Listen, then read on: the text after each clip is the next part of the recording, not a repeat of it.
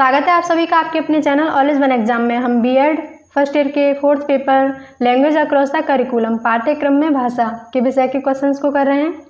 अभी हम 3rd unit के क्वेश्चन कर रहे हैं और 103 क्वेश्चन हम कर लिए हैं इसमें। अगर आपने उन्हें नहीं देखा है तो उन्हें भी आप ज़रूर से देख लीजिएगा। ओके, आइए क्वेश्चन को कंटिन्यू करते हैं।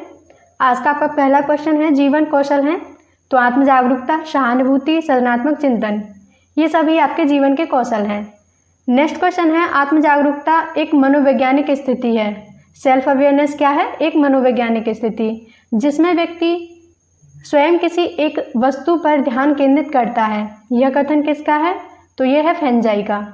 नेक्स्ट क्वेश्चन है सेल्फ अवेयरनेस के प्रकार, तो सामान्य आत्म जागरूकता और व्यक्तिगत आत्म जागरूकता, ये आपके सेल्फ अवेयरनेस के ही प्रकार हैं। नेक्स्ट क्वेश्चन है आत्म जागरूकता की स्थिति है, तो ये सभी आंसर रहेगा ऑप्शन डी। नेक्स्ट क्वेश्चन है निम्नलिखित में से कौन सा सृजनात्मक से संबंधित है? क्रिएटिविटी होता है कुछ नया सृजन करना, ये जो है डाइवर्जेंट थिंकिंग से रिलेटेड है। ठीक है। नेक्स्ट क्वेश्चन है जब बच्चे प्राप्त की गई सूचनाओं की व्याख्या करने के लिए अपने अनुभव के आधार पर सोचते हैं तो उसे क्या कहेंगे? हम मूर्त चिंतन। ठीक है, मूर्त सोच। नेक्स्ट क्वेश्चन है सबसे अलग या हटकर चिंतन निम्न में से किससे संबंधित है? तो सबसे अलग हटकर सोचना यानी कुछ नया सोचना, अभी हमने देखा अपसारी चिंतन से। ठीक है। नेक्स्ट क्वेश्चन है जब बच्चा फेल होता है तो इसका क्या मतलब है? इसका तात्पर्य क्या है? बच्चा पढ़ाई के लिए योग्य नहीं है। हम ऐसा नहीं कह सकते अगर बच्चा फेल हो जाए कि बच्चा पढ़ाई के लिए योग्य नहीं है। बच्चे को प्राइवेट ट्यूशन लेनी चाहिए, या शिक्षण व्यवस्था फेल हुई है, या फिर ऑप्शन डी बच्चे ने अपने उत्तर को सही तरीके से याद नहीं किया है, ये भी नहीं है। जब कोई बच्चा फेल होता है तो इसका सीधा तात्पर्य ये होता है कि जो शिक्षण व्यवस्था है वही सीधे तौर पर फेल हुई है। ठीक है, आंसर होगा ऑप्शन सी। नेक्स्ट क्वेश्चन है कैम्ब्रिज विश्वविद्यालय के फिलिप रॉबर्ट ने 4 से 5 वर्ष के बच्चों को आत्म जागरूकता के कितने स्तर बताए हैं? तो 5 बताए हैं इन्होंने, 5 स्तर बताए हैं, जिसमें पहला होता है भिन्नता का स्तर, दूसरा होता है स्थिति स्तर, और तीसरा पहचान स्तर, चौथा स्थायित्वता का स्तर, और 5वां जो हाईएस्ट होता है वो होता है आत्मचेतन यानी मेटाकॉग्निशन। ठीक है। नेक्स्ट क्वेश्चन है आत्म जागरूकता का क्या महत्व है? आप जानते हैं कि सेल्फ अवेयरनेस का मतलब होता है खुद को जानना, खुद की कमजोरियों को जानना, ताकत को पहचानना, और किन स्थितियों में हम क्या व्यवहार करते हैं, ये सभी सेल्फ अवेयरनेस के अंतर्गत ही आते हैं। ठीक है। नेक्स्ट क्वेश्चन है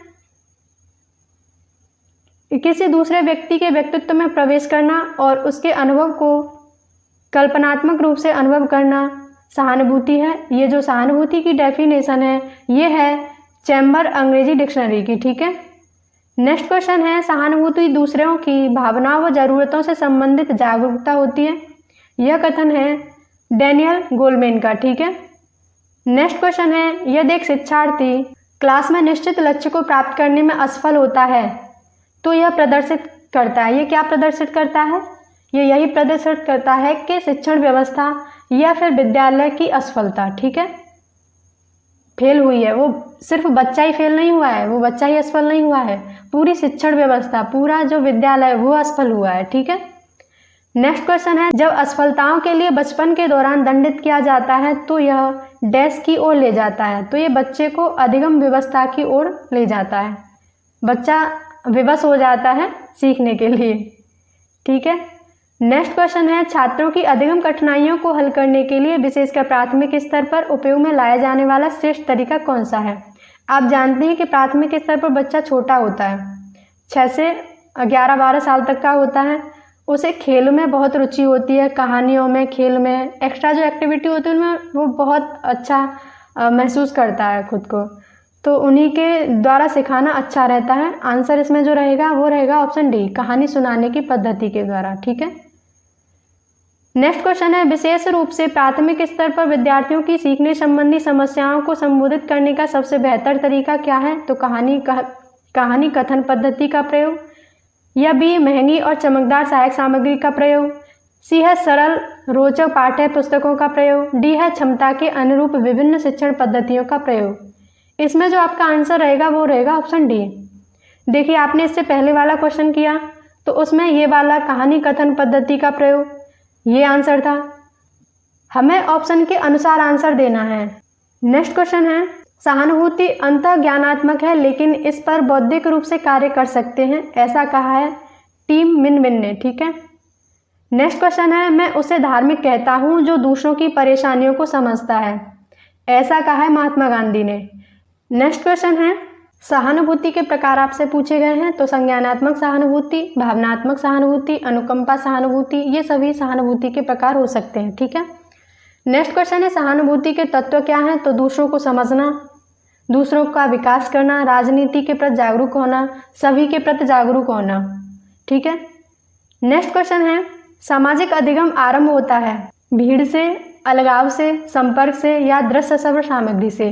भाई सामाजिक अधिगम अलगाव से तो प्रारंभ नहीं हो सकता, भीड़ से भी नहीं होगा, क्योंकि बच्चा जब पैदा होता है तो सबसे पहले जो संपर्क में आता है वो परिवार के आता है, तो वहाँ से सीखता है, समाज से सीखता है, तो संपर्क से सीखता है इसका मतलब। ठीक है। नेक्स्ट क्वेश्चन है, यदि कोई बच्चा विद्यालय में हमेशा देर से पहुँचता है तो आप क्या करेंगे? बताइए क्या करेंगे आप उसके माता पिता से संपर्क करेंगे या उसे डांटेंगे और दोबारा वो देरी से ना आए उसे कहेंगे, या फिर प्रधानाचार्य से उसकी शिकायत कर देंगे, या फिर बच्चे से बातचीत करके ये जानने का प्रयास करेंगे कि वो जो लेट आता है विद्यालय में तो क्यों आता है। इसमें जो आपका आंसर रहेगा ये यही रहेगा। हम सबसे पहले ये जानने का प्रयास करेंगे कि बच्चा लेट क्यों आता है विद्यालय में, कारण क्या है, कारण जानने का प्रयास करेंगे। ठीक है। नेक्स्ट क्वेश्चन है, क्लास में अनुशासन बनाए रखने के लिए सर्वाधिक प्रभावशाली उपाय क्या है? अनुशासनहीन छात्रों को विशिष्ट सुविधाएं प्रदान करना, या शिक्षण को रोचक एवं व्यवहारिक बनाना, या फिर अनुशासनहीन छात्रों को कक्षा से बाहर निकाल देना, क्लास से बाहर निकाल देना। ये अनुशासन बनाए रखने का कोई अच्छा उपाय नहीं है। छात्रों के अभिभावकों को सूचित करना, ये भी नहीं। अनुशासन बनाने के लिए हम कर सकते हैं कि शिक्षण को रोचक और व्यवहारिक बनाएं, ताकि बच्चे का जो ध्यान है वो पढ़ाई में रहे। ठीक है, इधर उधर ना भटके, तो अनुशासन बना रहेगा क्लास में। नेक्स्ट क्वेश्चन है, एक शिक्षक बच्चे द्वारा की गई छोटी छोटी गलतियों पर क्रोध प्रकट करता है, तो वो शिक्षक क्या इंगित करता है, क्या प्रदर्शित होता है इससे?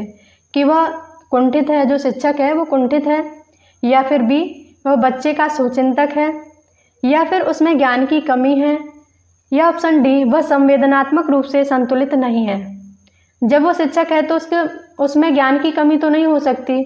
ठीक है, इसमें जो आंसर रहेगा आपका, शिक्षक को संवेदनात्मक रूप से असंतुलित प्रदर्शित करता है। नेक्स्ट क्वेश्चन है, आत्म सहानुभूति क्या है? अपने आप से जुड़ना, सही बात है, अपने आप से जुड़ना आत्म सहानुभूति है। अपने अंदर की भावनाओं, आंतरिक स्थिति के प्रति जागरूकता लाना सहानुभूति है। अपनी आंतरिक सोच के प्रति सही निर्णय करना, जब हम सेल्फ अवेयर होंगे तभी ना जानेंगे कि क्या सही है क्या गलत है, और तभी हम सही निर्णय ले सकते हैं। ठीक है। नेक्स्ट क्वेश्चन है, अंतर्वैयक्तिक संप्रेषण की विशेषता क्या है? तो पृष्ठपोषण बिना समय निकाले मिलता है इससे। जब संदेश ग्राहक असहमत होता है तो इसमें हस्तक्षेप करने का भी मौका मिल जाता है। संचार करने वाला संदेश प्राप्तकर्ता के बारे में पहले से ही बहुत कुछ जाने हुए होता है। ठीक है।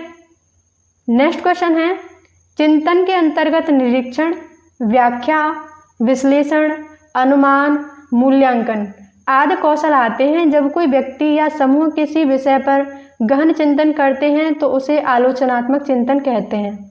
आलोचनात्मक चिंतन किसे कहते हैं? गहन चिंतन को। ठीक है, ये जो परिभाषा दी है ये रेनांडस ने दी है। ठीक है। नेक्स्ट क्वेश्चन है, आलोचनात्मक चिंतन की प्रक्रिया का क्या सोपान है? आप जानते हैं कि समस्या से पहले परिचित हुआ जाता है, फिर समस्या समाधान के लिए समस्या से संबंधित उसका बोध क्रम को व्यवस्थित किया जाता है, फिर डाटा एकत्रित किया जाता है और उसके बाद उस डाटा को एनालिसिस किया जाता है और उसका फिर निष्कर्ष निकाला जाता है। ठीक है।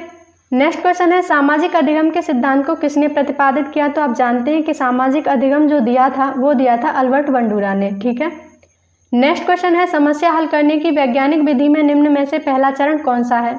तो अभी हमने देखा कि समस्या के बारे में जागरूक होना पहला चरण होता है। ठीक है। नेक्स्ट क्वेश्चन है, समस्या समाधान के उन स्कूलों में सफल होने की संभावना अधिक होती है जहां शिक्षक केंद्रित अध्यापिका प्रभाव में होती है, ऐसा नहीं है। यह छात्र सजातीय होते हैं, ये भी गलत है। इसमें जो आपका आंसर रहेगा ऑप्शन डी रहेगा, ठीक है। नेक्स्ट क्वेश्चन है, एक बालक का आहार उसकी लंबाई कितनी होगी इसको प्रभावित करता है, और यहाँ तक कि बालक कितनी प्रभावी तरीके से चिंतन करेगा एवं समस्याओं का समाधान करेगा, इसे भी प्रभावित करता है। इस उदाहरण में विकास मुख्यतः प्रभावित होता है आनुवंशिकी द्वारा, वातावरण द्वारा, सी है प्रारंभिक और बाद के अनुभवों द्वारा, डी है सततता यानी निरंतर द्वारा। तो जो बालक की आहार की बात करें तो ये वातावरण का पार्ट हुआ, और लंबाई, बच्चे की लंबाई, आँखों का रंग, बालों का रंग, ये सब कैसा होगा, ये उसकी हेरिडिटी से प्रभावित होता है। और उसका जो भोजन और चिंतन, समस्या का समाधान करना, ये उसके वातावरण से प्रभावित होता है। तो इसमें जो आपका आंसर होना चाहिए था वो ए और बी दोनों होना चाहिए था, ठीक है। नेक्स्ट क्वेश्चन है, आलोचनात्मक चिंतन का महत्व क्या है। तो आलोचनात्मक चिंतन सामान्य चिंतन कौशल का एक पक्ष है। आलोचनात्मक चिंतन नए आर्थिक ज्ञान के लिए बहुत महत्वपूर्ण है। आलोचनात्मक चिंतन भाषा और प्रदर्शन कौशल को बढ़ाता है, ठीक है। नेक्स्ट क्वेश्चन है, आलोचनात्मक चिंतन के लाभ क्या हैं। तो विचारों के बीच तर्कपूर्ण संबंधों का बोध करवाना, ये आलोचनात्मक चिंतन का लाभ है। तर्कों की पहचान और संकल्पना करना, ये भी है। योजनाबद्ध तरीके से समस्याओं का समाधान करना, ये सभी आलोचनात्मक चिंतन के लाभ हैं, ठीक है। आंसर क्या रहेगा, ऑप्शन डी। नेक्स्ट क्वेश्चन है, चिंतन ज्ञानात्मक मानसिक प्रक्रिया है। ये जो डेफिनेशन है आपकी रॉस की है। नेक्स्ट क्वेश्चन है, चिंतन प्रत्ययों को फिर से संगठित करता है। चिंतन क्या करता है, प्रत्ययों को संगठित करता है। यह कथन किसका है, तो ये है W.V. कोलसैनिक का, ठीक है। नेक्स्ट क्वेश्चन है, निम्नलिखित में से कौन सी योजना विद्यार्थियों के समस्या समाधान में सुधार करने के लिए उपयुक्त नहीं है। आपको बताना है कौन सी ऐसी योजना है इनमें से जो समस्या समाधान करने के लिए सही नहीं है। विद्यार्थियों की प्रकार्यात्मक नियतता, यही आपका आंसर रहेगा।